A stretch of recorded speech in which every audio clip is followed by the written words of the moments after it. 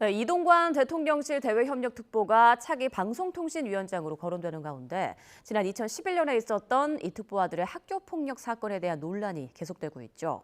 경찰과 검찰 수사 과정에서는 피해 학생과 화해했다는 교사의 진술을 근거로 무혐의 결론을 내렸는데 학교 측에 물어보니 지금까지도 피해 학생 모두와 화해했는지는 확인하지 못했다고 답했습니다. 부장원 기자입니다.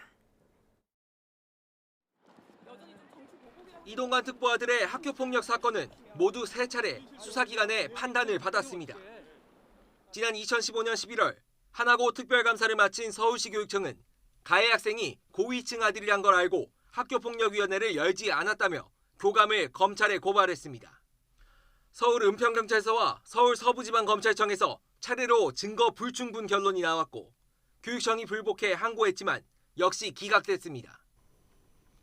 당시 검찰의 판단 근거를 살펴봤습니다. 불기소 결정문을 보면 가해자와 피해자가 서로 합의를 하고 처벌을 원하지 않았다. 때문에 교육부 지침상 자체 해결할 사안이었다는 담임교사 1명의 진술이 결정적인 근거가 됐습니다. 피해 학생 모두가 이 특보 아들과 화해했는지를 확인한 기록은 없습니다. 2012년 진술서를 작성한 피해 학생은 2명이고 진술서에 피해 사실이 담긴 학생은 4명인데 스스로 화해했다고 밝힌 건 1명뿐. 검찰 조사를 받았던 담임교사이자 현재 하나고 교장인 조모 씨는 YTN 취재진에게 당시 화해한 학생이 1명 더 있었다고 말했습니다. 하나고는 다른 2학생의 의사는 아직도 파악하지 못했습니다. 나머지 혹시 2명의 학생 같은 경우에는 이 의사를 밝히지 않은 건지 혹시 요거는 확인이 되셨을까요? 그것도 확인 중이에요. 화해가 이루어졌는지에 대해서는 남아있는 건 없는 거네요. 제가 좀 헷갈려서. 확인 중이에요.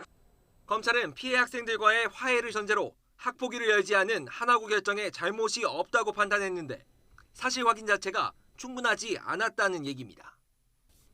서울시 교육청이 낸 항고장에는 검찰의 교육부 지침 해석도 잘못됐다는 주장이 담겨 있습니다.